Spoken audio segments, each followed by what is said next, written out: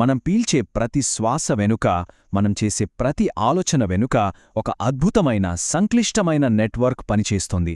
అదే మన నాడీ వ్యవస్థ. మన శరీరంలో ఉండే ఈ సూపర్ కంప్యూటర్ గురించి, దాని కమాండ్ సెంటర్ గురించి ఈరోజు తెలుసుకుందాం. పదండి, ఈ ప్రయాణాన్ని మొదలుపెడదాం. 86 బిలియన్లు అదొక భారీ సంఖ్య కదూ. మన గెలాక్సీలో ఉండే నక్షత్రాల సంఖ్యకు ఇది దాదాపు సమానం. ఇంత పెద్ద సంఖ్య మన శరీరంలో ఎక్కడ దాగి ఉందో ఊహించగలరా? దీని వెనకున్న రహస్యం తెలిస్తే నిజంగా ఆశ్చర్యపోతారు. అవును, ఆ 86 బిలియన్లు మరేంటో కాదు, మన మెదడులో ఉండే న్యూరాన్లు. అంటే మన నాడీ కణాలన్మాట. ప్రతి ఒక్క న్యూరాన్ ఒక చిన్న కంప్యూటర్ లాంటిది. ఇవన్నీ కలిసి ఒకదానితో ఒకటి మాట్లాడుకుంటూ మన ఆలోచనల్ని, మన జ్ఞాపకాల్ని, చివరికి మన ఉనికినే సృష్టిస్తాయి. ఇది నిజంగా ప్రకృతి సృష్టించిన అత్యంత శక్తివంతమైన సూపర్ కంప్యూటర్. సరే, ఇంత పెద్ద నెట్వర్క్ను సింపుల్గా అర్థం చేసుకోవాలంటే దాన్ని 2 ప్రధాన భాగాలుగా చూద్దాం. ఒకటి, మన పూర్తి కంట్రోల్లో, మన స్పృహతో పనిచేసే కమాండ్ సెంటర్. మరొకటి, మనకు తెలియకుండానే మనల్ని నడిపించే మన శరీరం యొక్క సొంత ఆటో పైలట్. మన కమాండ్ సెంటర్ అదే కేంద్ర నాడీ వ్యవస్థ, లేదా సింపుల్గా సిఎన్ఎస్. ఇందులో మన మెదడు, వెన్నుపాము ఉంటాయి. మనం ఒక బంతిని పట్టుకోవాలని నిర్ణయించుకుంటే ఆ ఆర్డర్ ఇక్కడ్నుంచే వస్తుందన్నమాట. ఇక మన ఆటో పైలట్ అదే స్వయం ప్రతిపత్త నాడీ వ్యవస్థ, లేదా ఏఎన్ఎస్. మన గుండె కొట్టుకోవడం, శ్వాస తీసుకోవడం, ఇలా మన ప్రమేయం లేకుండా జరిగే పనులన్నింటినీ ఇదే చూసుకుంటుంది. అయితే ఈ ఆటోపైలట్ సిస్టమ్కొకే ఒక్క లక్ష్యముంది. అదే హోమియోస్టాసిస్. సింపుల్గా చెప్పాలంటే శరీరాన్ని ఎప్పుడూ ఒక బ్యాలెన్స్డ్గా, స్థిరంగా ఉంచడం. ఇది మనింట్లో ఉండే ఏసీ థర్మోస్టాట్ లాంటిది. బయట ఎండగా ఉన్నా, చలిగా ఉన్నా మన శరీర ఉష్ణోగ్రతను మాత్రం కరెక్ట్గా 37 డిగ్రీల సెల్సియస్ దగ్గరే మెయింటైన్ చేస్తుంది. ఒక్కసారి ఆలోచించండి, మన ఆటోపైలట్ సిస్టమ్ ఎంత అద్భుతంగా పనిచేస్తుందో.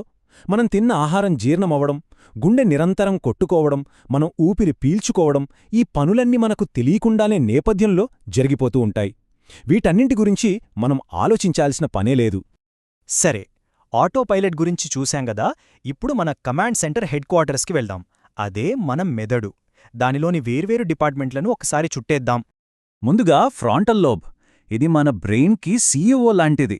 ఈరోజు ఏం చెయ్యాలి అని ప్లాన్ చేసుకోవాలన్నా, ఒక కష్టమైన లెక్కను సాల్వ్ చెయ్యాలన్నా, లేదా ఒక ముఖ్యమైన నిర్ణయం తీసుకోవాలన్నా ఈ పనులన్నింటికీ ఇదే బాధ్యత వహిస్తోంది. మన పర్సనాలిటీ మొత్తం ఇక్కడే డిజైన్ అవుతుంది. ఆ తర్వాత పెరైటల్ లోబ్. ఉదాహరణకి, కళ్ళు మూసుకుని జేబులో ఉన్న తాళాలని చేత్తో తాకి గుర్తుపట్టగలుగుతున్నామంటే దానికి కారణం ఈ పెరైటల్ లోబే. ఇది మన స్పర్శను, మన చుట్టూ ఉన్న ప్రపంచంపై అవగాహనను, అలాగే మన చేతి కంటి సమన్వయాన్ని కంట్రోల్ చేస్తుంది. ఇక ఇది టెంపోరల్ లోబ్, మన చెవుల దగ్గరే ఉంటుంది. ఇది మన మెమరీ మరియు ఆడియో ప్రాసెసింగ్ యూనిట్. మనం వినే సంగీతాన్ని, మాట్లాడే మాటలను ప్రాసెస్ చేస్తుంది. ముఖ్యంగా ఇక్కడే ఉండే వర్నిక్స్ ఏరియా వల్లే మనం భాషను అర్థం చేసుకోగలుగుతున్నాం. మన జీవితంలోని విలువైన జ్ఞాపకాలన్నీ కూడా ఇక్కడే భద్రంగా ఉంటాయి. మన మెదడు టూర్లో చివర స్టాప్, మెదడు వెనుక భాగంలో ఉండే ఆక్సిపిటల్ లోబ్. సింపుల్గా చెప్పాలంటే ఇది మన బ్రెయిన్లో ఉండే సినిమా థియేటర్.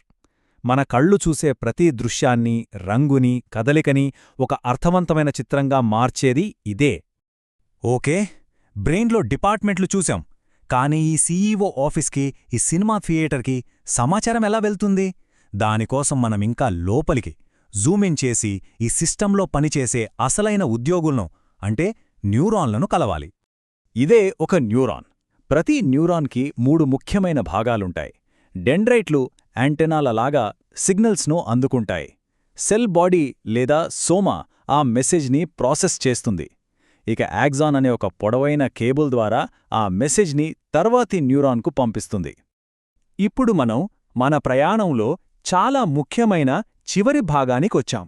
ఈ 86 బిలియన్ల న్యూరాన్లు ఒకదానితో ఒకటి ఎలా మాట్లాడుకుంటాయి? వాటి భాష ఏంటి? ఇప్పుడు అసలైన మ్యాజిక్ చూడబోతున్నాం. న్యూరాన్ల కమ్యూనికేషన్ అనేది కెమికల్ మరియు ఎలక్ట్రికల్ సిగ్నల్స్ కలయికనమాట. ఇదొక రిలే రేస్ లాంటిది. ఒక న్యూరాన్ మరో న్యూరాన్కు ఒక రసాయన సందేశం పంపుతుంది. దాన్ని అందుకున్న రెండో న్యూరాన్ దాన్ని ఒక ఎలక్ట్రిక్ స్పార్క్గా మార్చి తనలోంచి పాస్ చేస్తుంది. చివరికి ఆ స్పార్క్ మళ్లీ ఒక రసాయన సందేశాన్ని సృష్టించి తర్వాతి న్యూరాన్కు పంపిస్తుంది. ఆ ఎలక్ట్రిక్ స్పార్క్నే మనం సైంటిఫిక్ భాషలో యాక్షన్ పొటెన్షియల్ అంటాం. ఇది న్యూరాన్ గుండా గంటకు 100 కిలోమీటర్ల వేగంతో ప్రయాణిస్తుంది. అందుకే మనం పొరపాటున వేడి వస్తువును తాకిన వెంటనే ఆలోచించకముందే చేతిని వెనక్కి తీసుకోగలుగుతాం. ఆ రియాక్షన్ వెనక ఉన్నది ఇదే. మరి ఒక న్యూరాన్ నుంచి మరో న్యూరాన్కు మధ్యలో సినాప్స్ అనే చాలా చిన్న గ్యాప్ ఉంటుంది. ఆ గ్యాప్ని సందేశం ఎలా దాటుతుంది? ఎలక్ట్రిక్ సిగ్నల్ న్యూరాన్ చివరికి రాగానే అది న్యూరో ట్రాన్స్మిటర్లు అనే కెమికల్ మెసెంజర్లను విడుదల చేస్తుంది. అవి ఆ గ్యాప్ని ఈదుకుంటూ వెళ్లి అవతలి న్యూరాన్ని ట్రిగ్గర్ చేస్తాయి. అక్కడ కొత్త సిగ్నల్ మొదలవుతుంది. ఇదంతా కనురెప్పపాట్లో జరిగిపోతుంది. మనం ఒక చిన్న కణం నుండి మొత్తం సిస్టమ్ వరకు ప్రయాణించాం. ఇప్పుడు ఆలోచించండి, 86 బిలియన్ల వేరువేరు కణాల మధ్య జరిగే ఈ సంభాషణ నుంచే మన ఆలోచనలు, మన జ్ఞాపకాలు, చివరికి నేను అనే భావన ఎలా పుడుతుంది?